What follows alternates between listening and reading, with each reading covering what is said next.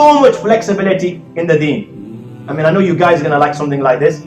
Any type of clothing in your private chamber she can wear.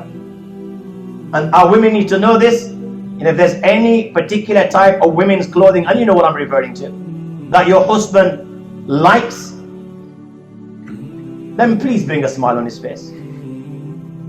You can wear jewelry, you can wear, makeup, mascara, but like you can go as far as dyeing your hair as long as the dye is halal. You can remove unwanted hair from your face, your arms, your legs. So there's so much flexibility. But again, the remarkable thing is, if she does this with the intention of pleasing her husband, she'll actually be rewarded. She'll get sawab and ajr for it. So the hours that she spends won't go to waste. She'll be rewarded for it. Very, very quickly, it's permissible for both husband and wife to look at each other from head to toe without any clothing whatsoever. Sayyidina Usman ibn Mas'ud said to the Prophet ﷺ, Ya Rasulullah, I feel ashamed that my wife sees my nakedness. So the Prophet ﷺ said, why? When Allah subhanahu wa ta'ala has made you a covering for them, and Allah has made you a covering for them, and Allah has made them a covering for you, then why you're shy? Likewise, it's permissible for a man to touch his wife and kiss her from head to toe, and vice versa. It's permissible for a man to kiss his wife from head to toe, and vice versa. Having said this, it is not permissible to take anything impure and impurity inside your mouth. I'm sure you've understood my language. That should answer your question. Likewise, it is not permissible to use aids in which you're hurting one another. Again, I'm sure you've understood. At the same time, I'd like to I mentioned that it's permissible to look at one another without anybody in clothing. It is not permissible to take a picture. A common disease of yourself in that state or your wife in that state.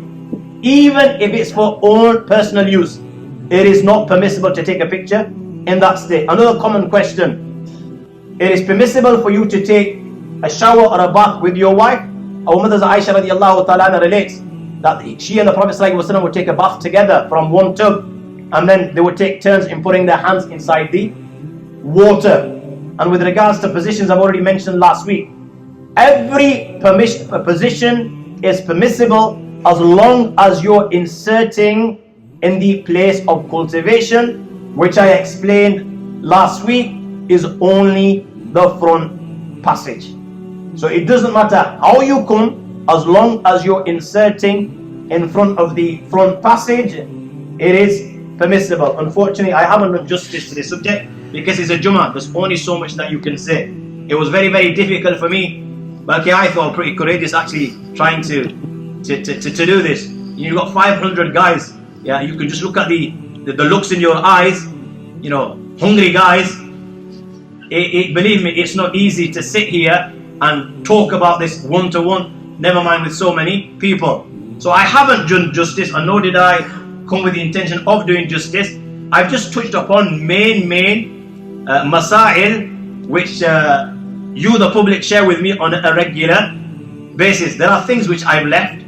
If there are things that you're unsure about, I'm here 24/7. You can approach me, and inshallah I will give you the relevant guidance.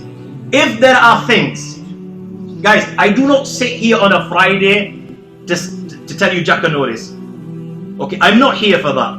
I'm here to address problems and issues that we have and to make a better community. If there are things that you are concerned about and it's affecting our children as a whole, then please feel free to approach me and tell me to address it. I do not know it all. So it's important, if there are issues and there are problems that you're facing and you want me to address them on a Jummah, then feel free, inshallah. When I get the time, I will address as many of your requests as possible. Allah give me tawfiq, Allah give you tawfiq.